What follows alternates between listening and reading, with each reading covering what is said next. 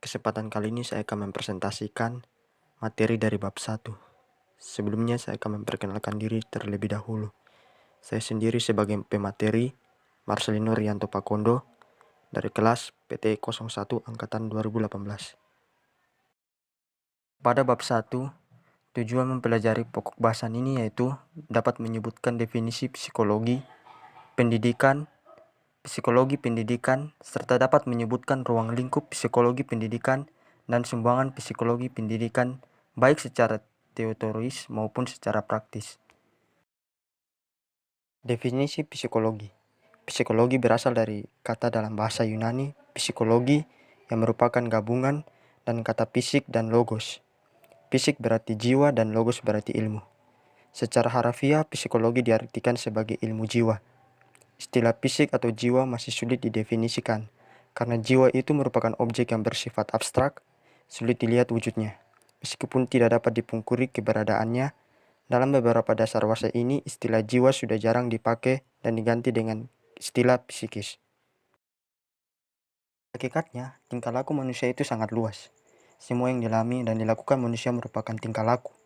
Semenjak bangun tidur sampai tidur kembali, manusia dipenuhi oleh berbagai tingkah laku. Dengan demikian, objek ilmu psikologi sangat luas. Karena luasnya objek yang dipelajari psikologi, maka perkembangannya ilmu psikologi dikelompokkan dalam beberapa bidang, yaitu pertama, psikologi perkembangan, yaitu ilmu yang mempelajari tingkah laku yang terdapat pada tiap-tiap tahap perkembangan manusia sepanjang rentang kehidupannya. Dan yang kedua, psikologi pendidikan, yaitu ilmu yang mempelajari tingkah laku manusia dalam situasi pendidikan. Dan yang ketiga, psikologi sosial, ilmu yang mempelajari tingkah laku manusia dalam berhubungan dengan masyarakat sekitarnya. Keempat, psikologi industri, ilmu yang mempelajari tingkah laku yang muncul dalam dunia industri dan organisasi. Yang terakhir, psikologi klinis, ilmu yang mempelajari tingkah laku manusia yang sehat dan tidak sehat, normal dan tidak normal, dilihat dari aspek psikisnya. Definisi pendidikan. Pendidikan berasal dari kata didik. Mendidik berarti memelihara dan membentuk latihan. Dalam Kamus Besar Bahasa Indonesia, pendidikan diartikan sebagai proses pengubahan sikap dan tata laku seseorang atau sekelompok orang dalam usaha mendewasakan manusia melalui upaya pengajaran dan pelatihan.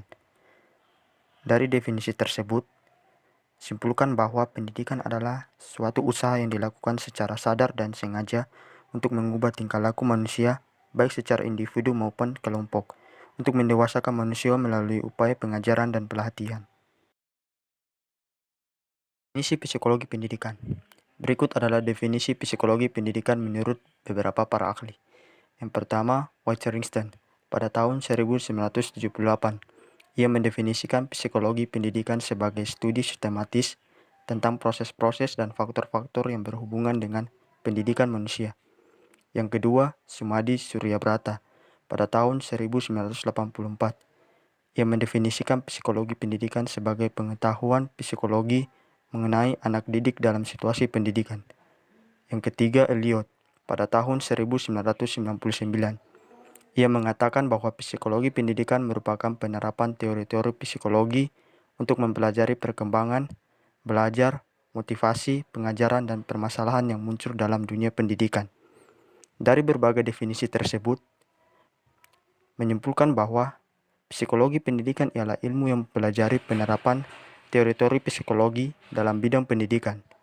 Dalam psikologi pendidikan dibahas berbagai tingkah laku yang muncul dalam usaha mendewasakan manusia melalui upaya pengajaran dan latihan. Ruang lingkup psikologi pendidikan. Manusia yang terlibat dalam proses pendidikan ini ialah guru dan siswa. Maka objek yang dibahas dalam psikologi pendidikan adalah tingkah laku siswa yang berkaitan dengan proses belajar dan tingkah laku guru berkaitan dengan proses pembelajaran. Sehingga objek utama yang dibahas dalam psikologi pendidikan adalah masalah belajar dan pembelajaran. Psikologi pendidikan sebagai ilmu memberikan sumbangan terhadap pendidikan secara teoris maupun praktis. Adapun sumbangan psikologi pendidikan adalah sebagai berikut. Yang pertama, tingkat perkembangan berbeda karakteristiknya. Setiap tingkat perkembangan memiliki karakteristik sendiri-sendiri yang berbeda-beda satu sama yang lain. Apabila guru sudah memahami bahwa pada tiap tingkat perkembangan karakteristik anak itu berbeda, maka guru dalam menyelesaikan tugas mendidik dan mengajar akan menyesuaikan diri terhadap karakteristik anak didiknya. Dengan demikian, pelajaran oleh guru kepada siswa akan berbeda tiap-tiap tingkat perkembangan anak. Psikologi pendidikan memberikan sumbangan berupa pemahaman secara alami aktivitas belajar di ruang kelas. Psikologi pendidikan memberikan bekal kepada guru mengenai proses pembelajaran secara umum di ruang kelas dan mengembangkan teori yang lebih luas lagi di ruang kelas. Keberhasilan guru di dalam kelas disebabkan karena guru itu memahami atau mengerti betul tentang karakteristik anak didiknya. Psikologi pendidikan memberikan pemahaman mengenai perbedaan individual. Di dunia ini tidak ada dua atau lebih individual yang sama. Demikian pula guru dalam tugasnya akan menghadapi para siswa di dalam kelas dengan berbagai variasi. Dengan demikian, guru hendaknya memberikan pelayanan yang berbeda kepada peserta didik sesuai dengan karakteristiknya. Psikologi pendidikan juga memberikan pemahaman tentang metode-metode pengajar yang efektif. Psikologi pendidikan memberikan pengetahuan tentang cara mengajar yang tepat dan mengembangkan pola mengajar yang dengan strategi-strategi baru. Dengan demikian, guru yang telah memahami pengetahuan psikologi pendidikan akan memahami metode-metode mana yang paling efektif dalam melaksanakan tugas sebagai pendidik dan mengajar. Psikologi pendidikan memberikan sumbangan kepada guru, sehingga guru mampu memahami problem anak didik dan memahami sebab-sebab timbulnya problem. Masalah sesungguhnya berbeda-beda dalam pengatasannya tergantung pada tingkat umur, latar belakang, sosial ekonomi, dan budaya. Pada akhirnya dengan memahami problem anak didik ini, guru dapat membantu anak dalam mengatasi problemnya. Dengan pengetahuan tentang kesehatan mental dalam psikologi pendidikan, guru akan dapat memahami beberapa faktor yang menjadi penyebab timbulnya mental tidak sehat, sehingga pada akhirnya guru dapat membantu memecahkan masalah yang dialami oleh para siswanya dan mampu mempersiapkan para siswanya sehingga memiliki mental yang lebih sehat. Penyusunan kurikulum hendaknya menggunakan prinsip-prinsip psikologi. Prinsip ini menyatakan bahwa tiap-tiap tingkatan umur berbeda tingkat perkembangannya. Pada tiap tingkat perkembangan, materi yang harus diberikan akan berbeda, begitu pula teknik pengajarannya. Pemahaman tentang dinamika kelompok. Dalam psikologi pendidikan, dikembangkan pula pengetahuan tentang dinamika kelompok. Seorang guru harus mampu memahami dinamika kelompok siswa di dalam kelas beserta kegiatannya secara total, karena hal tersebut memiliki pengaruh yang besar terhadap keberhasilan proses belajar dan pembelajaran. Di samping sumbangan-sumbangan tersebut, psikologi pendidikan memberikan sumbangan terhadap praktik pendidikan, antara lain problem disiplin. Guru tradisional dalam memecahkan problem disiplin menggunakan hukuman badan. Orang sudah tahu bahwa hukuman badan adalah tidak berperi kemanusiaan dan akan menimbulkan reaksi keras dari orang tua siswa. Dengan pengetahuan psikologis pendidikan, sebenarnya ada banyak cara yang dalam memecahkan masalah disiplin siswa. Tidak harus dengan hukuman badan. Pendekatan yang manusiawi memberikan siswa yang bermasalah berkesempatan untuk berdialog dengan guru.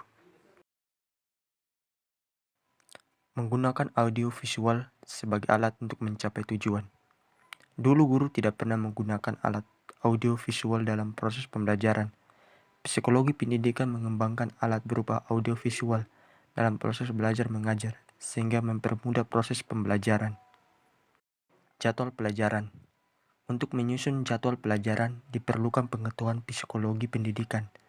Tingkat kesukaran mata pelajaran berbeda-beda untuk setiap mata pelajaran. Agar seluruh materi pelajaran dapat diterima dengan baik oleh siswa, perlu penyusunan jadwal pelajaran dengan mempertimbangkan tingkat kesukarannya, baik urutannya maupun waktunya. Administrasi sekolah dan kelas. Petugas administrasi dan guru harus bekerja sama dengan baik, sehingga masalah-masalah administrasi dapat diatasi dengan penuh keterbukaan melalui diskusi antara guru dengan petugas administrasi di sekolah. Demikian presentasi dari saya. Jika ada kata-kata yang kurang berkenan di hati Bapak, mohon dimaafkan. Sekian dan terima kasih.